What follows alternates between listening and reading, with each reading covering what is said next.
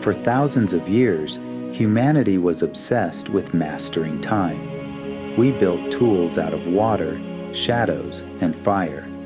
We shrunk massive church clocks into portable pocket watches, used precision gears to navigate deadly oceans, and put synchronized timing tech onto the wrists of soldiers in World War II.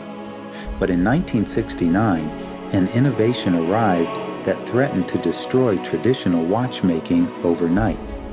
After centuries of chasing absolute precision, near-perfect accuracy became the industry's greatest threat.